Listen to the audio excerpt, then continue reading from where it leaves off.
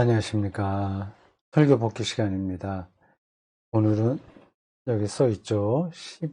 12월 27일 주일 공동예배 설교 제목이 이렇습니다. 행위에서 존재로 너무 상투적인 제목이죠. 행위에서 존재. 갈라디아서 4장 4절에서 7절까지를 본문으로 하고 있습니다. 대충 어떤 설교를 할지 감을 잡은 분들이 많이 있을 겁니다. 그대로 설교가 진행될지 아닐지 그건 보시기 바랍니다. 그런데 이번 주일 설교가 예배 안에 들어있는 설교인데 예배가 유튜브로 나가지를 못했습니다. 그리고 대구샘도교회 그 밴드를 통해서 예배가 중계가 됐는데 그건 좀 시원치 않았어요. OBS라는 그 어플인가요? 그게 그거를 담당하는 집사가 업그레이드라는 메시지가 계속 오기에 그걸 뭐 금방 될 줄 알고 올렸더니 그게 엉켜갖고 작동이 안 됐답니다. 하여튼 자세한 건 모르겠어요. 유튜브 올라가지 않았기 때문에 설교가 지금 남아있지가 않습니다. 제가 따로 녹음한 것도 없고 해서 설교는 나가지 못했어요. 대신 설교문은 제가 오늘 올리겠습니다. 예배를 그 시간에 라이브로 나갈 때 기다렸던 분들이 좀 실망을 하셨겠네요. 또 설교를 듣기 원하는 분들도 좀 기회를 놓쳤습니다. 그걸 다시 할 수도 없고 지나가 버렸습니다. 설교 복귀 시간에 그 내용을 같이 좀 보통 때하고는 좀 약간 다르게 보통 때는 순전히 그 설교한 거는 이제 접어두고 없다 하고 생각하고 몇몇 좀 보충할 내용들만 했습니다. 오늘은 그 설교를 염두에 두고 내가 설교를 듣지 못했다는 사실을 전제하고 이 복귀 시간을 끌어가도록 하겠습니다. 말이 됐나요? 정리가 됐나? 말하다 보면 자꾸만 꼬인단 말이에요. 이제 글을 이렇게 쓸 때는 좀 속도가 좀 늦으니까 이렇게 문장이 꽉 짜여서 나오는데 말을 할 때는 그 줄만 잘 안 됩니다. 글 쓰는 거하고 말하는 거에서는 문장 구성력에 차이가 크게 납니다. 근데 말을 더 매끄럽게 하는 분들도 계시긴 하더라고요. 네, 그건 그렇고요. 오늘 설교 제목이 행위에서 존재입니다. 이게 다 중요하죠, 사실은. 행위는 겉으로 드러난 겁니다. 그래서 사람들에게 잘 눈에 들어오죠. 존재는 그렇지 않습니다. 이게 보이지가 않아요.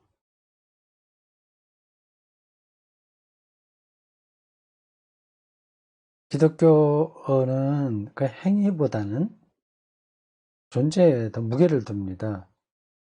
설교 시간에 잠깐 짚은 성경 구절인데 새로운 피조물이라고 하는 사도 바울의 이야기도 존재의 변화를 가리킵니다. 쉽게 얘기하면 예수 믿는다고 해서 지금 당장 거짓말 하던 사람들이 안 하고 그 말을 거칠게 하던 사람들이 갑자기 뭐 부드럽게 한다거나 모든 게 달라지지는 않습니다. 물론 달라질 경우도 있죠. 근데 갑자기 달라지기도 하고 뭐 천천히 달라지기도 하는데, 근데 기본적으로는 잘 달라지지 않습니다. 그리고 그렇게 달라진다고 하는 거는 굳이 기독교 신앙이 아니라도 가능합니다. 타종교에서도 사람 달라지는 거는 얼마든지 많이 있고요. 굳이 종교가 아니라고 하더라도 뭐 어느 책 읽고 감동받으면 내가 이렇게 살면 안 되겠네? 그래서 달라지는 겁니다. 선생님을 잘 만나면 달라지기도 하고 그래요. 기독교 신앙으로 자기의 행위가 달라지는 거는 맞는데 그건 하나의 결과로 나오는 거지 그게 핵심은 아닙니다. 그게 원인은 아닌 거예요. 그건 뭐 참 쉽지는 않습니다. 나무와 열매라는 예수님의 비유를 통해서 그런 것이 말하려고 하는 핵심 내용을 따라잡을 수 있긴 있지만 간단한 건 아닙니다. 존재에 기독교 신앙에 무게가 있다 분명한 겁니다. 새로운 피조물이거든요. 근데 그게 우리가 실제로 달라지는 건 아닙니다. 기독교 교리에 여기에 해당하는 거를 하나 말씀드리면 칭의입니다. 칭의.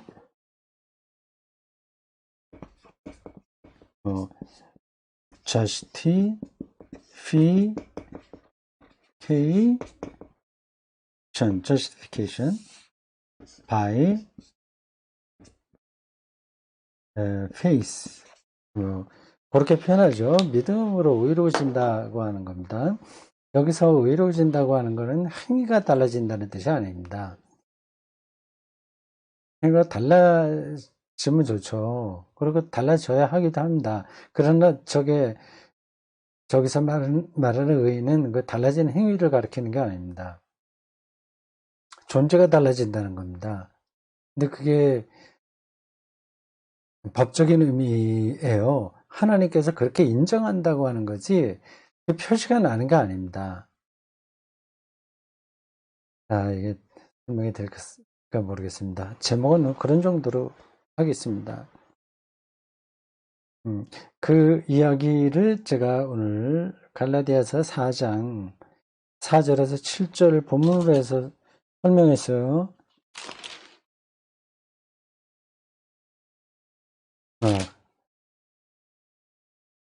그 내용으로 들어가기 전에 그냥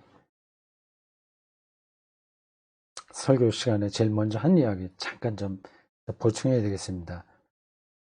그 터키 이야기를 했잖아요. 터키 한번 가보고 싶다고요. 터키가 어디에 있냐면 이쪽으로 그림을 그려볼까요? 이게 좀 자세가 나쁘네. 됐습니까?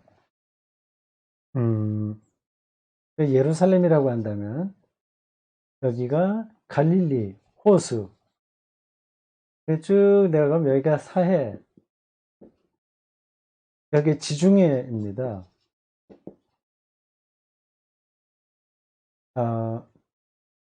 여기가 터키예요.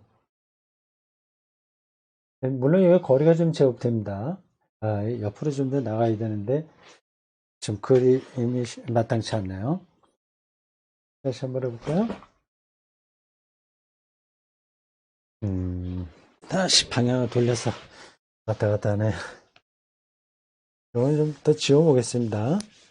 우리가 뭐 짚었으니까 이게 지워도 되겠죠.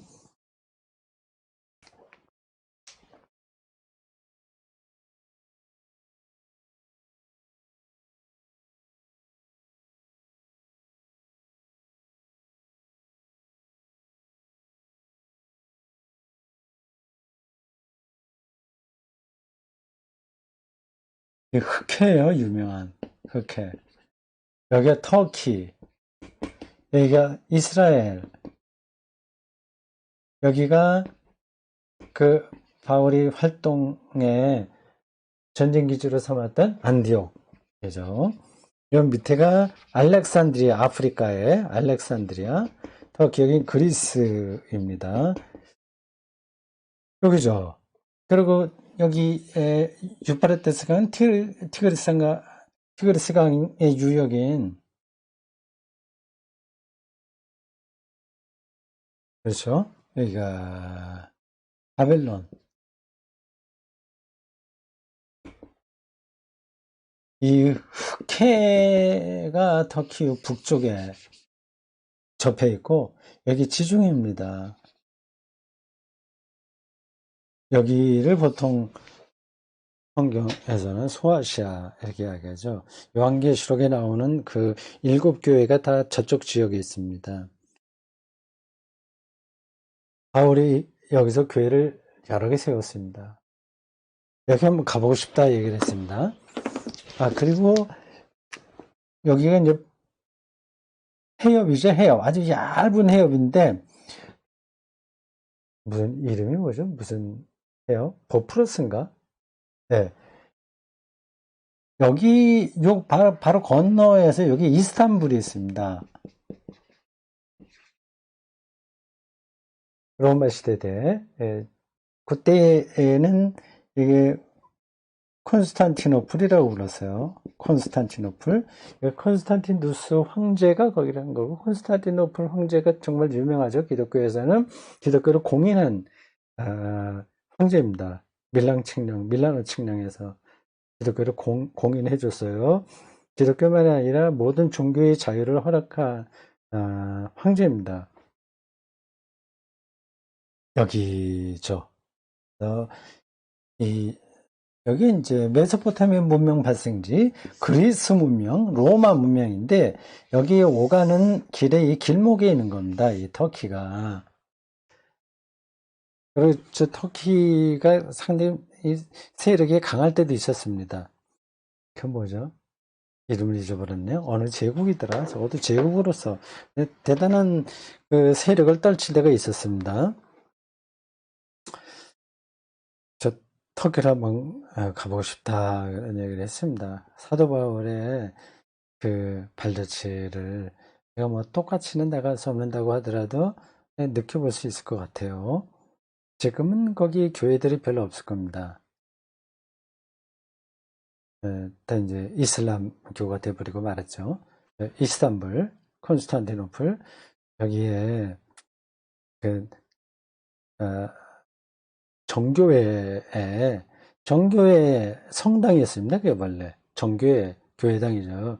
소피아 성당이라고 유명한데 그게 이제 이슬람이 거기를 지배하게 돼서 무스크라고 하나요? 참 이름도 이제 다 잊어버렸습니다. 그 이슬람 성전이 됐고 그 다음에 이제 또 쭉쭉 이렇게 변화하다가 박물관으로 터키 때 그랬나? 네, 그랬나? 이제 종교적인 걸로 서로 싸우니까 그렇게 하지 않고 박물관으로 했다가 최근엔 다시 뭐 이슬람 성전을 만든다 뭐 그런 얘기도 있습니다. 그래서 기독교에서 반대하고 하는데 뭐 결과가 어떻게 될지 모르겠습니다. 터키 가보고 싶다고 했는데 갈 날이 이제 올지 어떨지 모르겠습니다. 거기하고 산티아고 성지순례 제 체력에 닿는 것만큼 가보고 싶다. 네, 그런 생각을 하고 있습니다. 이루어질지는 잘 모르겠어요. 이쪽 터키 수도가 앙카라 여기 있거든요. 여기서부터 북쪽 흑해에 접하는 여디기까지 그 인근을 가리켜서 네, 갈라디아라고 했습니다. 그러니까 갈라디아서는 어느 한 교회에 보낸 게 아니라 어느 지역을 통틀어서 거기에 있는 기독교인들에게 보내는 회람용의 문서죠. 회람용의 편지다. 바울이 개척한 여러 교회에 이제 기독교의 복음을 전하기 위해서 보낸 편지라고 할 수 있습니다. 근데 그 당시 기독교는 아주 신생 종교였어요. 바울이 거기서 활동을 많이 하다가 터키 지역에서 많이 하다가 어느 때부턴가 이제 그리스로 건너가게 되죠. 뭐 들어와 사도행전에 보면 그런 얘기 나옵니다. 근데 그 넘어가게 된 것도 여러 가지 우여곡절이 있습니다. 가고 싶어서 간 게 아니라 어쩔 수 없이 쫓겨나듯이 어떤 예루살렘 교회와 예루살렘에 있는 기독교, 주류 교회죠. 거기하고 어떤 관계에서 이제 더 이상 이 터키 이 지역에서 설교할 자리를 얻지 못해서 그리스로 넘어가게 됩니다. 바울은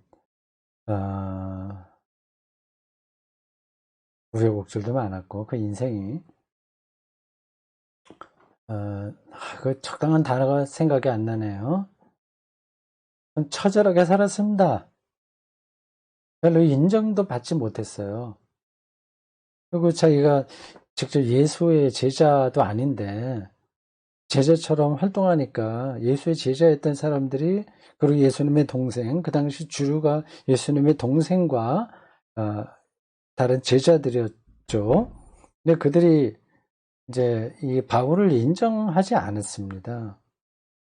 뭐 배척하진 않았다고 하더라도 그래 별로 썩 마음 내게 하지는 않았습니다. 거기들도 다 그럴 만한 이유도 있어요.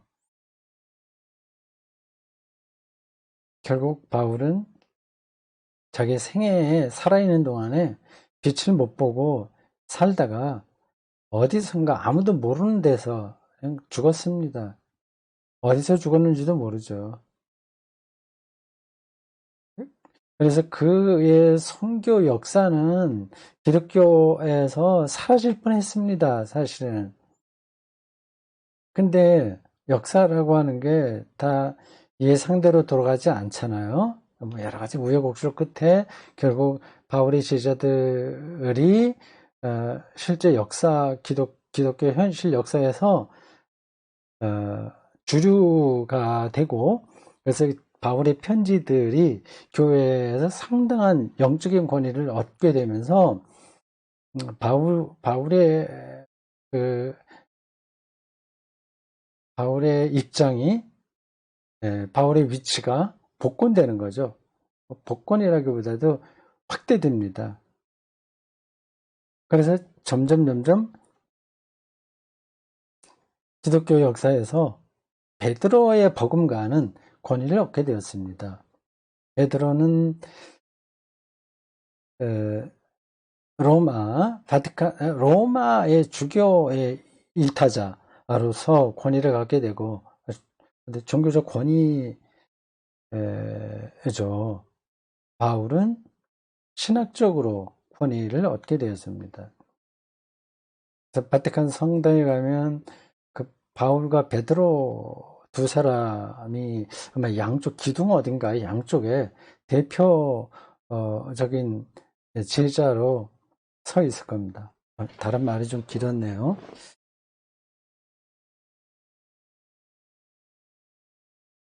오늘 설교의 핵심은 그겁니다.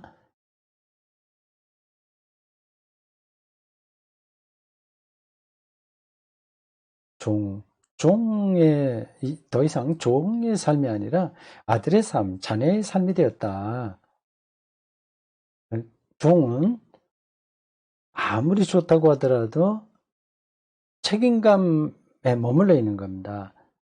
그리고 주인에게 잘 보여야 되는 거예요. 계속 애를 써야 됩니다. 어렸을 때는 이제 부모가 그를 이렇게 돌봐줘야 되니까, 그리고 후견인이 있어야 되니까 그렇게 살지만, 이제는 전혀 그렇지 않다. 하나님의 아들, 하나님의 딸, 하나님의 자녀로 우리가 살게 되었다고 하는 겁니다. 그러니까 종이 아니라 종의 책임감이 아니라 자유를 누리는 거죠. 그렇게 생각하시면 되겠습니다. 근데 종이라고 해서 무조건 나쁜 게 아니에요. 우리가 하나님 앞에서 종이다 그런 거는 기독교 신앙에서도 핵심 중에 핵심 아니겠습니까? 어떤 단어를 쓰더라도 그게 어떤 상황에서 어떤 맥락에서 나오는 애에 따라서 의미가 달라지는 겁니다. 우리가 하나님의 종이라고 할 때는 기본적으로는 옳은 이야기예요. 자기를 그만큼 낮추는 거죠. 낮춰야만 하나님과의 관계가 성립되니까 맞습니다. 근데 이 다른 맥락에서, 그러니까 아들로서의 정체성이라고 하는 점에서 볼 때는 이 종은 완전히 다른 거죠.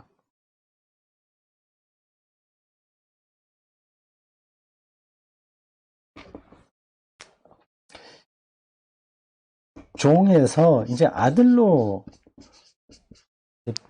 달라진 거 아니겠습니까? 이 종은 책임감으로 사는 겁니다. 책임, 의무. 이제 자유인 거죠. 이게 바로 행위에 속합니다. 얼마나 가치 있는 행위냐, 그리고 사람들에게 인정받을 만한 것이냐, 뭐 그런 관점이죠. 우리의 삶들은 되게 그렇습니다.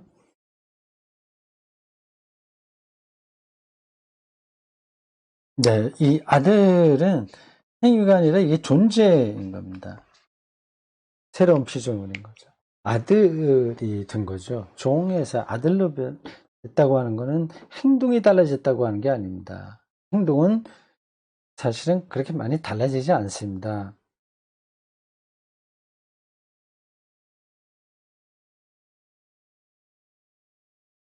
존재가 달라졌다. 그거를 제가 설교 시간에 설명을 했는데 여기서 또 해야 될까요? 이게 제가 더 이상 설명하지 않고 여기 단어 몇 가지만 하더라도 다 전달받는 분들이 있어요. 그런 분들에겐 제가 뭐 더 설명할 필요가 없습니다. 근데 이런 개념들이 낯선 분들은 하게 도대체 뭐지? 뭐 그럴 것 같기도 하고 안 그럴 것 같기도 하다 그렇게 받아들일 겁니다. 예. 그렇게 일단 접어두고요. 오늘 본문에서 바울이 약간 특이한 표현을 한 구절이 나옵니다. 4절 보면 이렇습니다. 때가 차면 하나님이 그 아들을 보내서 여자에게 나게 하시고, 여자에게. 그러니까 마리아를 가리키죠. 우리가 일반적으로 알고 있는 그런 신앙 고백에 따르면 그냥 여자가 아니라 동정녀라고 해야지 맞죠, 사실은요. 근데 바울이 여기서 일부러 여자라고 그렇게 얘기한 걸까요? 바울은 사실은 예수님의 출생에 관해서는 관심이 없어요. 근데 그 출생에 대한 이야기가 초기 기독교 안에 있지 않았겠습니까? 근데 바울은 왜 그거를 몰랐을까요? 예수님이 동정녀에게 마리아가 동정녀인 상태에서 태어났다. 그런 이야기들이 이렇게 쭉 전해져 내려왔기 때문에 복음서 기자들, 특별히 마태복음하고 누가복음 기자가 그거를 복음서를 기록하면서 써놓은 거 아니겠습니까? 근데 바울은 전혀 그걸 모르는 것처럼 몰랐을 수 있겠죠. 아니면 알지만 중요하지 않기 때문에 말 안 한 건가? 아니면 그런 것들은 잘못됐다는 뜻으로 일부러 여기서 그냥 마리아에게 그렇게 표현도 안 했죠. 마리아에게 나게 하셨다 이렇게 말한 게 아니라 그냥 여자에게 나게 하셨다고 하는 거예요. 이거는 사실 그렇게 말할 필요도 없는 거 아니겠습니까? 그냥 예수님이 하나님께서 그 아들을 세상에 보내셨다. 이렇게 하면 될 텐데, 여자에게 나게 하셨다는 식으로 표현을 했습니다.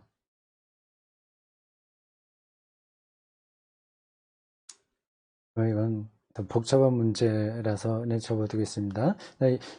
그러나 이제 이런 쪽은 한번 생각해 볼 만합니다. 바울이 이렇게 여자의 몸에 나시고라고 하는 거를 구체적으로 명시적으로 기록한 이유는 그 당시 기독교 안에 영지주의자들이 상당히 널리 퍼져 있었기 때문이 아닐까라는 생각이 듭니다. 예수님이 신적인 존재이기 때문에 우리 인간처럼 이렇게 산 게 아니다. 겉으로만 그렇게 됐다. 그 그림자처럼 나타난 거다. 예수님이 십자가에 달리셔서도 고통당하는 것도 실제의 고통이 아니다. 그건 그림자일 뿐이다. 어떻게 신이 고통당할 수 있냐. 신의 고통, 신의 절망 그런 것들을 인정할 수 없다는 거 생각하는 기독교인들이 제법 있었습니다. 영지주의에서 나온 가연설이라고 얘기해요. 그런 거하고는 정반대되는 이야기죠. 우리가 똑같이 한 여자의 몸으로 몸에서 태어나게 하셨다. 우리 그 영지주의 가연설 그런 것들을 염두에 두고 이렇게 표현했는지 모르겠습니다. 존재의 변화라고 말씀드렸죠. 그거를 바울의 표현을 빌리면 이런 겁니다. 그 6절에 나와 있는 대로예요. 하고 6절 말하기 전에 5절 얘기해야 되겠군요.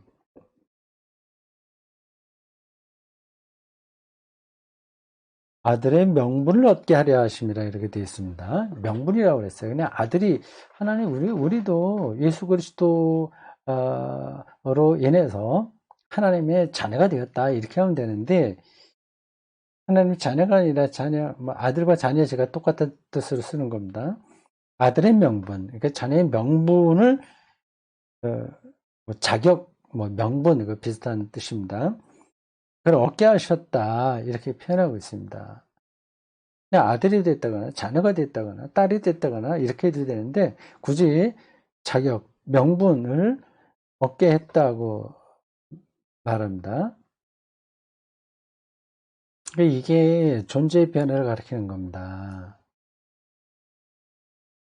우리가 아직 하나님 딸과 아들로 변화된 건 아니에요. 실제로 그렇게 변화됐다면 뭐 부족한 게 없어야 되지 않겠습니까? 실수도 하지 말아야 되지 않겠어요? 이게 아니라 그 인정을 받았던 얘기입니다. 자격을 얻었다고 하는 겁니다. 그런 건 뭐 말뿐이지 실제로 뭔가가 열매를 맺지도 못하고 행위로서 그렇게 나타나지 않는다면 그 무슨 의미가 있냐 이렇게 생각할 수 있습니다. 그걸 잘 생각하셔야 돼요. 존재의 변화라고 하는 거는 그러한 행위의 변화하고 질적으로 다른 겁니다. 행위의 변화가 의미 없다는 뜻이 아니에요. 그리고 그게 기독교 신앙 새로운 피조물 존재의 변화와 완전히 관계가 없다는 뜻으로 드리는 말씀이 아닙니다. 그 관계를 잘 생각해야 되는 거죠.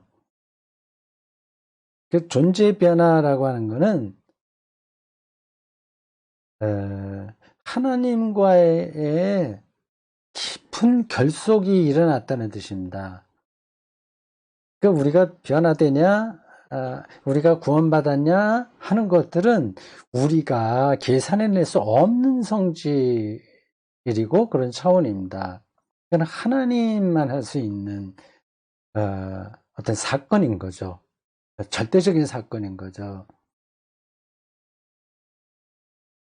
그러니까 그 사람이 하나님의 자녀가 됐냐, 되지 않았냐라고 하는 것은 우리가 결정할 수 있는 게 아니라, 교회가 할 수 있는 게 아니라, 하나님만이 할 수 있는 거예요. 이 말이, 똑같은 말이 잠깐 반복되는 것 같아요. 그게 바로 명분을 얻었다는 거죠. 우리의 눈으로 확인할 수 있는 거는 실제 변화되어야 되는 거거든요. 근데, 그러면 하나님 아들이 되었다 그렇게 말할 수 있는 거죠. 근데 명분을 얻었다고 하는 것은, 하나님에게 그렇게 인정받았다는 뜻입니다. 하나님과 아주 결속하는 그러한 것을 우리의 기준이 아니라 하나님의 기준으로 인정받았다는 뜻이죠. 제가 뭐 더 설명하기 힘듭니다. 아는 것도 그런 정도고 더 언어의 한계도 있고 좀 그러네요. 네, 그 오조 아들의 명분이라고 하는 게 이제 그 존재로의 변화가 갖고 있는 특징이다. 특징을 표현하는 거다. 생각하시면 되겠습니다. 그게 실제로 뭐냐, 그게. 아들의 명분을 얻는 것, 그 존재가 변화됐다고 하는 것의 실질적인 내용이 뭐냐가 6절에 나온 겁니다.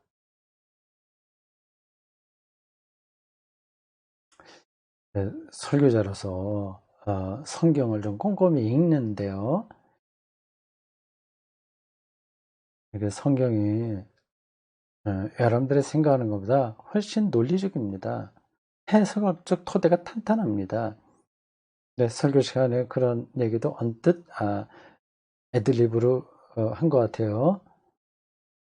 그 바울의 이런 진술들은 인문학적으로 볼 때도 옳다고 말이죠. 이제 그런 인문학적인 해석을 할 수 있으면 여기 안에서의 타당한 논리를 우리가 찾을 수 있는데 그게 안 되면 그 인문학적인 해석할 수 있는 시각이 없으면 이 성경 이야기들은 완전히 약장수들의 말에 떨어집니다. 생명이 뭔지, 존재가 뭔지, 그리고 왜 이렇게 우리가 한순간을 사는지, 과거와 현재와 미래가 어떻게 만나는 건지, 이러한, 그리고 인간의 행위의 한계들, 인간의 이중성, 위선, 윤리와 진리의 관계들, 이 엄청난 그 세계와 그 생명 현상의 신비들을 좀 눈치를 채야 이 성경 말씀들이 이해가 되는 거예요. 그렇지 않으면 정말 이거는 종교적인 약장수의 자기 선전에 떨어지게 됩니다. 이 약 먹으면 뭐 만병통치합니다. 이렇게 그런 말만 하는 거죠.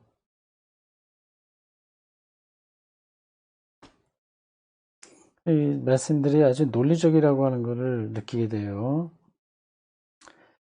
아들의 명분이 실제로 뭐냐? 그걸 6절에서 이야기하고 있습니다.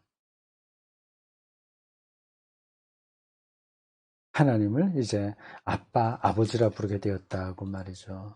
로마서에서도 바울이 이야기한 거고 예수님도 이렇게 표현한 적이 있죠. 제가 확인하지 못했습니다. 어느 구절에 있는지. 아빠, 아버지라고 하나님을 부르게 된 거죠. 이런 표현들을 읽으면 여러분들 어떤 생각이 듭니까?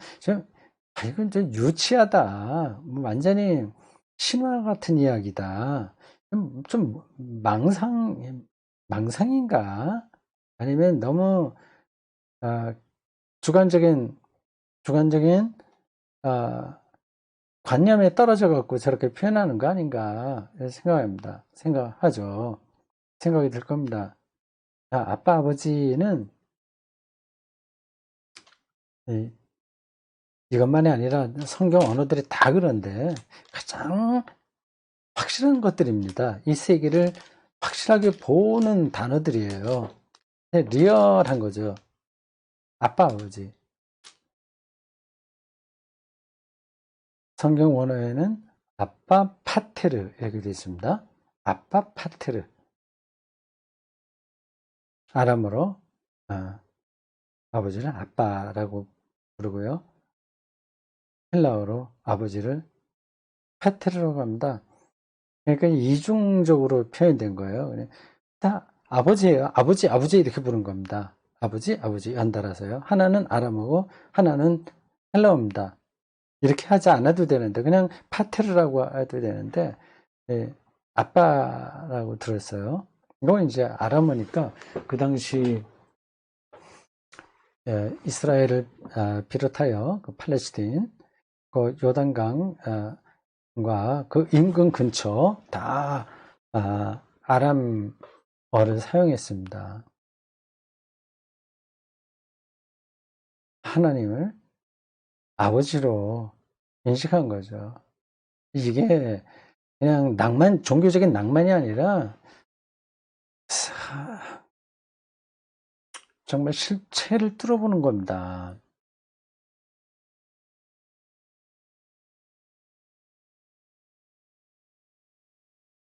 아버지라는 말이 너무 인간적인 것 같다? 뭐, 그렇게 생각이 든다면 인간적이기보다도 좀, 너무 그거는 유치한 것 같다. 아니면, 뭐, 신인 동성 동용론적인 것 같다. 하나님을 인간적인 것을 대상으로 보고, 생각하는 모든 방식을 신인 동성 동용론이라고 하거든요. 안트로포모피스무스라고 합니다. 이제 그런 고대인들에게 나타날 수 있는 것들이죠. 지금 우리 어린아이들에게는 자기 아버지나 어머니가 신과 같은 거죠. 절대자를 경험하는 것처럼 고대인들에게도 그런 신인 동성동용적인 요소가 없지 않아 있습니다. 이런 용어들은 현대 심리학자들, 철학자들이 쓴 용어예요. 거기서 나온 겁니다. 그렇게 분석을 하는데 그런 분석에 의해서 그 성경이 말하는 아빠 파테르 이런 개념들이 유치한 데 떨어지는 게 아닙니다. 그걸 오해해 갖고 사용하면 유치하게 되죠. 그러나 실제적으로 그게 뭔지를 알고 쓴다면 이건 조금 전에 표현한 대로 인문학적으로도 설득력이 있는 표현이죠. 아버지라는 말이 어쨌든 마음에 들지 않으면 다른 걸로 바꿔도 돼요. 사랑이라고 바꿔도 됩니다. 나의 절대자 이렇게 불러도 돼요. 나의 존재 이렇게 불러도 됩니다. 하나님을 아빠 파테르라고 불렀다고 하는 것은 그 호칭에는 그걸 그렇게 호칭하는 사람의 어떤 인식론이 들어있는 거거든요. 인식론과 경험론이 다 들어있는 겁니다.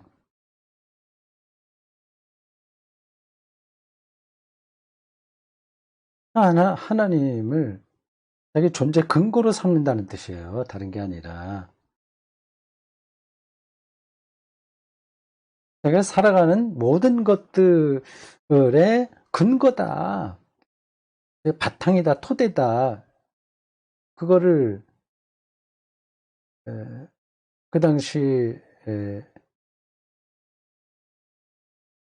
예수님이 이렇게 사용하셨고 이제 바울이 이어받았는데 유대인들에게는 뭐 그러한 사상들이 많지는 않습니다. 하나님을 아버지 상으로는 잘 표현을 안 해요. 어딘가 나오긴 할 텐데 일반적이진 않습니다. 하나님은 뭐 목자 상으로는 많이 나타나요. 목자. 그리고 만군이라고 하든가, 예, 만군의 뭐라든가, 하여튼 하나님 호칭들이 있지 않습니까? 거기에서 하나님 상이 거기에 들어있는 거거든요. 근데 아버지라고 하는 상은 잘 없어요.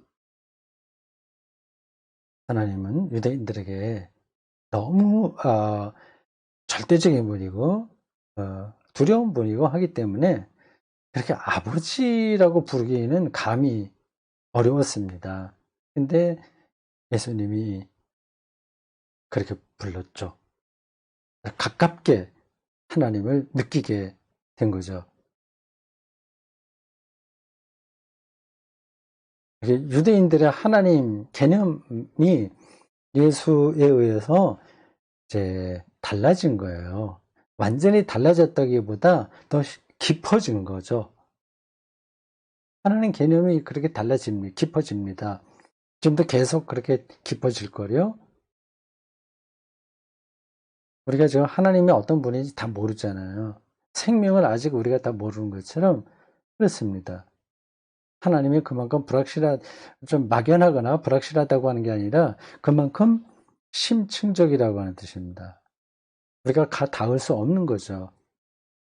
그래서 어, 점점 더 우리들에게 하나님의 실체가 더 드러나게 됩니다. 그런 과정이에요. 그걸 가리켜서 기독교는 하나님의 계시라고 얘기합니다. 계시는 계속되고 있습니다. 너무 딱딱한 얘기로 갔네요.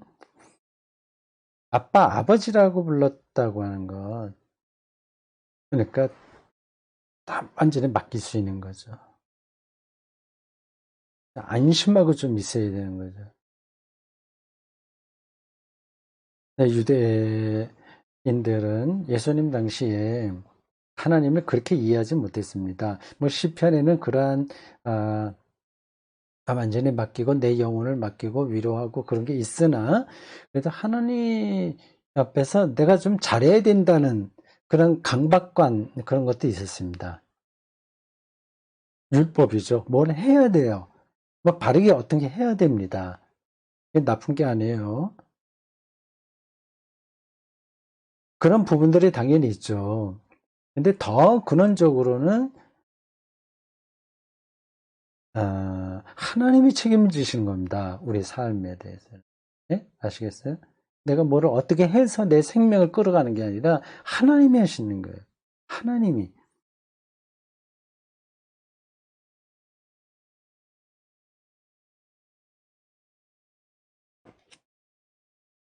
설교 시간에 그 비유를 하나 말씀드렸어요. 수영이라고요. 수영.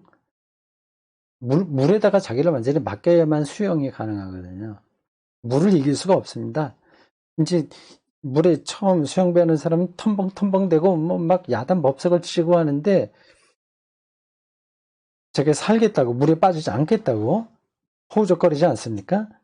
그래봐야 뭐 조금 떠 있을 수는 있으나 조금 힘이 결국은 빠져갖고 이제 힘이 떨어지게 되면 발버둥 치던 것도 힘이 빠지면 물에 가라앉게 되죠. 물에다가 자기를 맡겨야 된다. 그런 얘기를 했어요. 하나님에 대한 절대적인 신뢰였습니다. 신뢰라고 얘기했어요. 우리가 하는 게 아니라 하나님이 하신다. 그러니까 아빠, 아버지라고, 아빠, 파트르라고 하나님을 부를 수 있는 겁니다. 그러면서 이제 설교 시간에 약간 그 애드리브로 한 이야기가, 있었는데, 그, 그였습니다. 우리가 어, 숨을 쉬는데,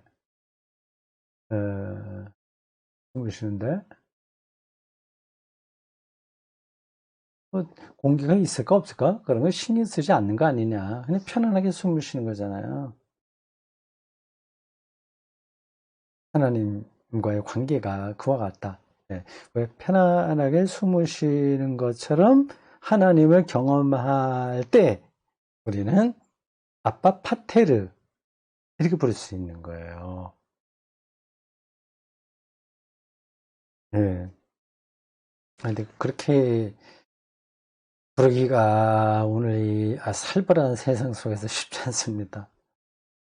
예, 살벌하지 않다고 하더라도 뭐 이런저런 여러 어려움들도 있고요. 걱정거리도 있고 많이 그렇습니다. 그 중에 특별히 어려움을 당하는 분들이 여기 계실 겁니다.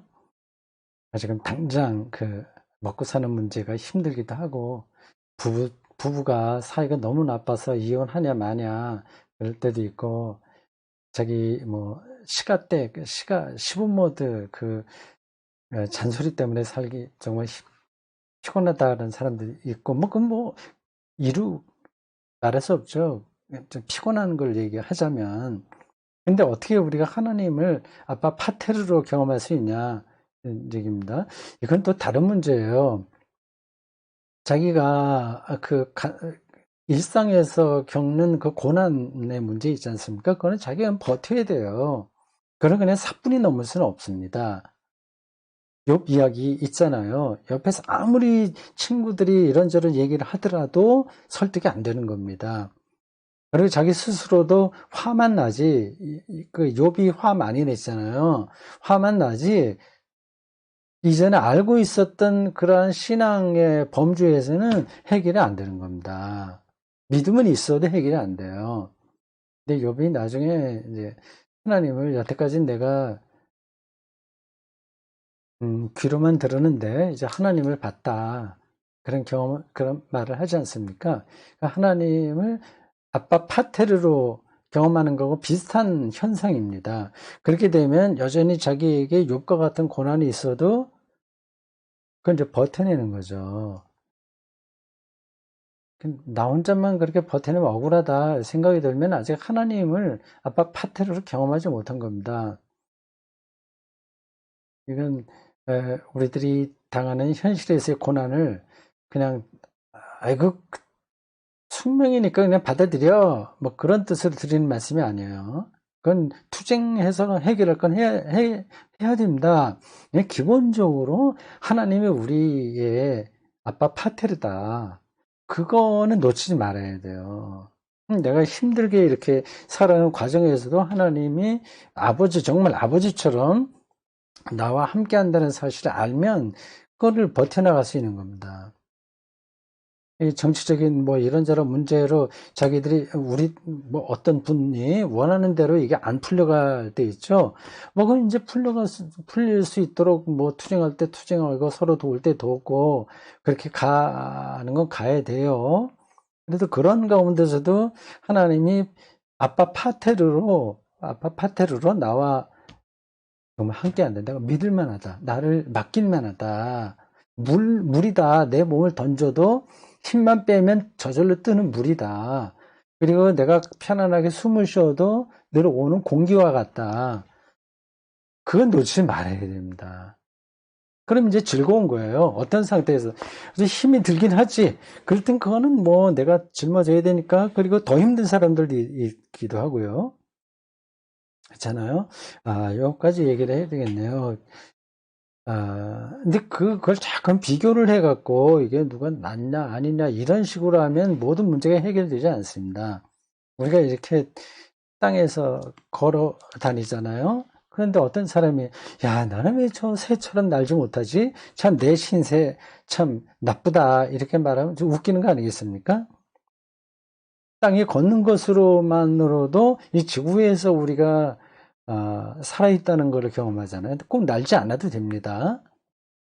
지렁이 같은 거 보세요. 그 땅 속에서 이렇게 사는데 우리가 볼 때는 와, 저 지렁이 저거 뭐 생명도 아니야. 정말 비참하네 이렇게 생각을 할 수도 있습니다. 그러나 지렁이의 입장에서는 그게 자기의 세계입니다.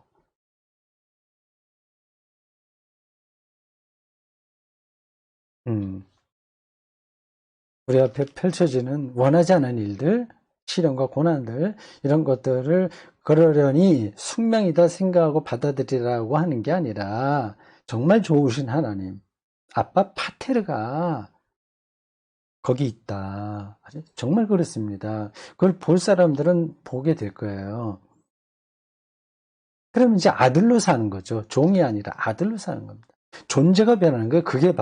그게 존재가 변하는 겁니다. 그래서 모든 인생이 다 풀린다는 얘기가 아니라 사는 건 비슷해요. 또 힘들고 뭐 그런 거 다 있습니다.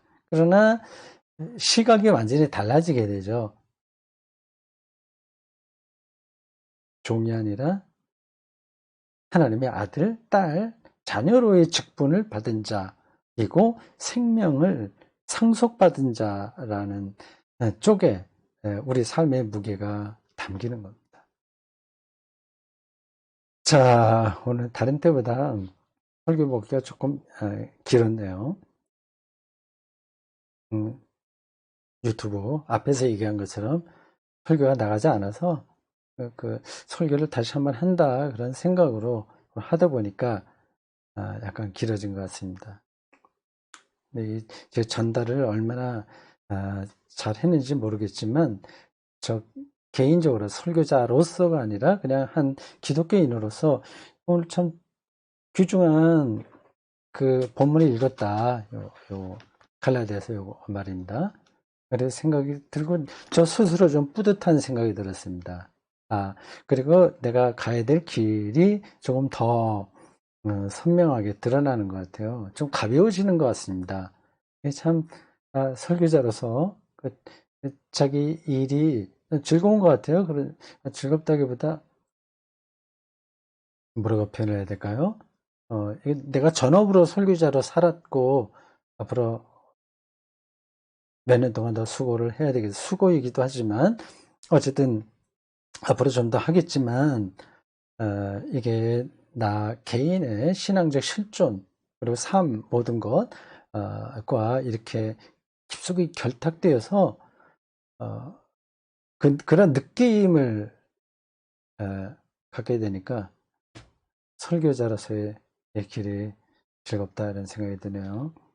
제가 즐거웠으면 여러분들에게도 즐거움이 전달되지 않았겠습니까?